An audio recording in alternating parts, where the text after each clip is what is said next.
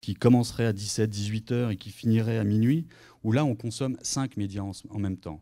Donc le transmédia a tout l'intérêt, c'est de savoir comment on va pouvoir passer un message sur le movie, enfin le film, la musique, l'Internet et la télévision au même moment. C'est-à-dire que même moi, j'ai une petite cousine qui a 21 ans. Le jour où je suis passé devant sa chambre, elle était devant son émission fétiche, on va dire Plus belle la vie, pour ne pas dire un autre, mais je ne sais plus ce que c'était. Plus belle la vie, derrière, à côté, elle était avec son ordinateur, à côté, elle était avec son chat, elle était avec son mobile. Donc on retombe exactement dans cette image-là, qui finissait même par s'endormir dessus. Bon, c'est pas ma cousine, mais c'était un peu pour donner un petit peu l'idée de cette génération multitasking qui va de toute façon consommer sur tous les supports existants. Donc on peut constater là, sur 24 heures de consommation média, 38 heures de consommation au total. Qu'est-ce qui a changé? Ce sont les valeurs de la concentration et d'attention ont changé. Avant, on était sur du contenu pur qui attirait l'attention. Aujourd'hui, on est sur du contenu, sur des outils, sur des services qui demandent de l'attention, mais de la participation et de l'interaction. Donc l'écriture et le transmédia va partir et va déterminer cette narration qui va permettre cette participation et cette interaction. Les médias communautaires ont créé de nouveaux spectateurs. Alors il y a un jeune garçon qui a à peine connu, qui s'appelle Mark Zuckerberg, qui disait « Les autres mecs pensent que le but de la communication est d'obtenir des informations. Nous, monsieur Facebook, pensons que le but de l'information est de favoriser la communication. » Ce qui est assez intéressant dans la psychologie et la philosophie du contenu et l'exploitation de ce contenu. Donc le spectateur devient utilisateur et prescripteur. Ce qui est assez intéressant quand on parle de brand content, de transmédia, donc c'est les mots brand content un peu à la mode depuis 6 mois, mais qui existent depuis quand même une soixantaine d'années. Hein. C'était les Américains, c'était les lessiviers qui finançaient les soaps aux États-Unis. Donc c'est pas nouveau, c'est juste des nouveaux noms et détermination arrivée en France depuis 6 mois, 8 mois. On en invente chacun une fois tous les ans. Avant, c'était 360. Là, c'est une brand content. Après, on va parler d'autres choses. Enfin, bon. En tout cas, ce spectateur, utilisateur, prescripteur crée de la valeur. Dans le passé, vous étiez ce que vous possédiez. Maintenant, vous êtes ce que vous partagez. C'est ce qui est intéressant au niveau de la valeur et au niveau du contenu. Là, je vais vous parler d'un business case qui est en ce moment sur Internet et qui est en local aussi, qui s'appelle que j'ai fait pour North Face. North Face, la problématique de North Face, c'est qu'ils voulaient faire une opération européenne avec une problématique qui était sur certains pays comme la Suède, comme l'Angleterre, comme l'Italie. North Face est une marque plutôt haut de gamme et très connue, donc la notoriété est déjà existante. En France, quasiment inconnue. Ou alors inconnue parce que vendue chez d'autres distributeurs comme Decathlon ou comme à Paris, je ne sais plus comment ça s'appelle, mais enfin bon, un autre magasin qui ne s'appelle pas North Face. Donc on a eu deux stratégies. On a une stratégie qui était la stratégie sur les pays dont la marque était connue, où là on peut commencer à faire ce qu'on a inventé, un label communautaire qu'on a appelé ZipperAct. On a essayé, en fait, ZipperAct, on a essayé de créer une différenciation par rapport à toutes ces marques de doudounes ou de produits de vêtements divers. Toutes ces marques ont une chose en commun, c'est la fermeture éclair. Comment essayer de pousser une marque à focaliser ou se mettre sur une communication qui est la fermeture éclair et comment la différencier de ses autres concurrents. Donc on a fait cette stratégie sur Facebook, en magasin. J'ai un beau... Alors, pardon, qu'est-ce que c'est que ça? Voilà. J'ai un bel éclaté de l'exploitation. On a fait du brand content avec une vidéo qui parlait du jeu concours. C'est la vidéo que je vais vous faire voir tout à l'heure. On a fait du trade marketing. On a fait du street marketing. On a fait du web social avec des pages Facebook, chacune représentant un magasin. Donc j'ai une page Facebook sur Glasgow, j'ai une page Facebook sur Bristol, j'ai une page Facebook pour Milan, j'ai une page Facebook pour Stockholm. À chaque fois qu'il y avait un magasin en propre et avec une grosse notoriété de marque, j'ai un flux Twitter. Bon, ce genre de web sociaux, de médias sociaux, on peut pas s'en passer, donc il faut exploiter tout. On a fait de l'achat d'espace. Là, on voit les taxis qui ont été décorés sur Glasgow. Donc on a fait l'achat d'espace pour la marque. On voit à Milan les tramways qui sont complètement redesignés. Enfin, on voit mal là sur la présentation, mais on peut, voilà, faut vous approcher un peu plus. On voit l'habillage des arrêts de bus sur Stockholm et Bristol. Donc, on envahit la ville, on fait l'événement dans le magasin et on fait de l'événement sur le web et sur les médias sociaux. et on fait de la vidéo, du brand content qui va en plus porter ça. Donc là, ça ne fonctionne pas. Mais en gros, voilà, c'est la page Facebook Stockholm, Glasgow. Donc quand j'arrivais, avant d'être fan et avant d'aimer cette page-là, j'avais le droit à voir une vidéo. Alors je vais essayer de passer à la vidéo sans tout casser parce que je ne suis pas PC. Excusez-moi.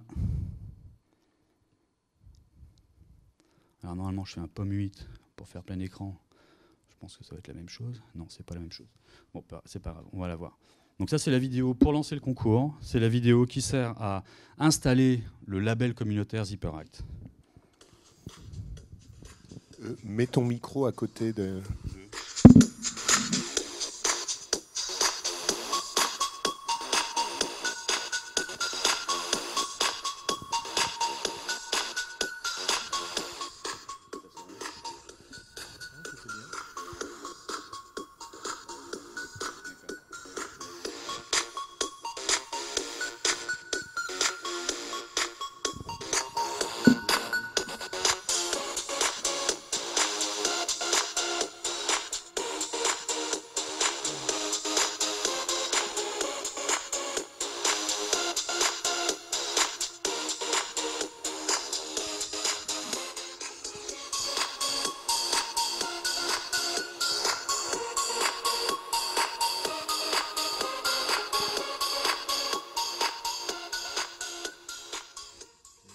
C'est fini. Alors je la ferme, je relance mon PowerPoint. Alors ce qui est intéressant, c'est bon, on aime ou on n'aime pas, mais vous avez pu entendre une musique bien spécifique. Cette musique nous a permis, elle est là en haut, à gauche, à droite, pardon. On a créé une musique pour identifier North Face, identifier ZipperAct dans cette opération-là.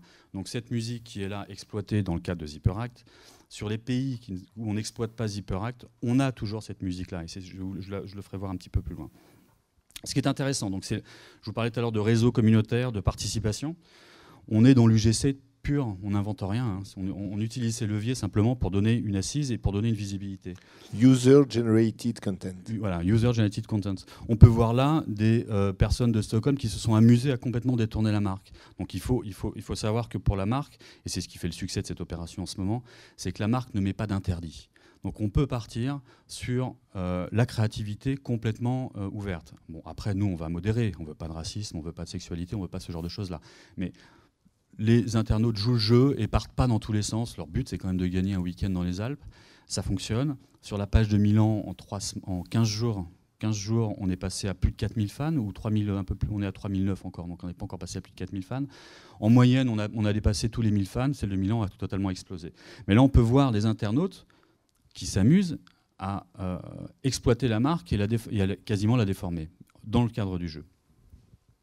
On peut voir aussi cette jeune femme qui se retrouve, elle est australienne et qui se retrouve à Stockholm et qui lance en même temps sa propre opération événementielle. C'est-à-dire qu'on rentre dans la parodie. Elle met sur la page qu'elle a perdu sa doudoune North Face et qu'elle la cherche et qu'elle demande à tous ses amis de liker pour que ça fonctionne, pour gagner éventuellement ce week-end ce week-end dans les Alpes. Et à côté, elle a fait une page en relançant ses amis, ses friends, en disant « aidez-moi à la trouver ». Donc on se retrouve à Stockholm avec 2 pages. Ce qui est assez drôle et assez intéressant de voir la façon dont cette population, cette communauté récupère la marque et réinvente quasiment une stratégie marketing à côté. Elle est assez en accord, elle nous a demandé notre accord, on est en accord, on est administrateur de sa page aussi, donc on filtre les choses, on regarde pour pas que ça parte dans tous les sens, mais on la laisse faire. Donc c'est assez drôle de voir une page, on va dire officielle, et après une page qui est complètement récupérée par l'internaute et qui fait son propre événement. Donc là, elle est à la recherche de sa doudoune sur le Facebook de Stockholm, qui n'a rien à voir avec cette page-là. Donc c'est assez drôle. On a aussi, et là j'ai une autre vidéo, je refais ma manipulation. Ouais. 3 minutes, Olivier. Ouais, je vais faire le plus vite possible. Pour garder 5 minutes de questions-réponses, sinon on va couper un peu. Alors, là, j'ai des jeunes qui ont complètement fait un rythme de baguette. Ça, c'est génial. Il faut le laisser faire. Je vais couper parce que ça dure un peu de temps, mais ils sont partis sur vraiment un contenu totalement inventé, en jouant toujours le zipper. Donc on a inventé le fait de s'approprier comment dirais-je, la fermeture éclair par une marque, ce qui était drôle à faire, et on ne pensait pas aller aussi loin en fait, hein, pour tout vous dire. Je continue encore. 3 minutes, le temps passe. Voilà, là pour la France, la marque est moins connue et moins luxueuse, on va dire, que sur les pays sur lesquels on a travaillé. Donc là, on a fait de l'achat média classique, mais on raconte toujours l'histoire. Donc là, on est sur Lyon, on a Lyon-Marseille, on a fait des achats dans le métro. On a une publicité là, on rentre vraiment dans le storytelling pur aussi, hein. On a une publicité qui passe dans les cinémas. Elle est là, la publicité, je vais vous la faire voir aussi.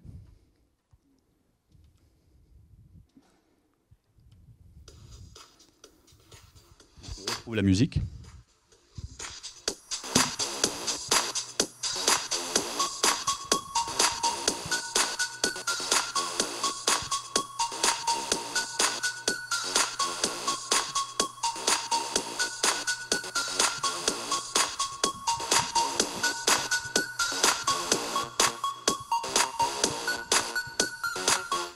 Voilà, je vais couper. Le seul lien que j'ai là aujourd'hui, je peux pas, sur la France, je peux pas parler de ZipperHike parce que la marque est pas assez connue. Donc il faut que j'installe North Face. Après, je viendrai sur ZipperHike. Mais on est déjà en lien avec la musique. Donc la musique, je vais l'exploiter. Je vais exploiter la marque North Face, mais je vais exploiter la musique qui, elle, correspond à ZipperHike. Et l'étape d'après, je vais pouvoir apporter le label communautaire qui s'appelle ZipperHike sur la France. Donc on est sur le cinéma, on va tourner avec comment dirais-je, cette publicité. À Paris, on peut voir les grandes bâches au printemps, et en face du printemps, il y a le Citadium où repasse la fameuse vidéo qui passe dans les cinémas. Donc on a un lien totalement narratif entre la partie graphique et la partie audiovisuelle, ou filmée ou vidéo, la musique. Et je crois que j'ai fini, hein, la révolution est arrivée, on y va à fond. Merci beaucoup. Bravo, merci beaucoup Olivier.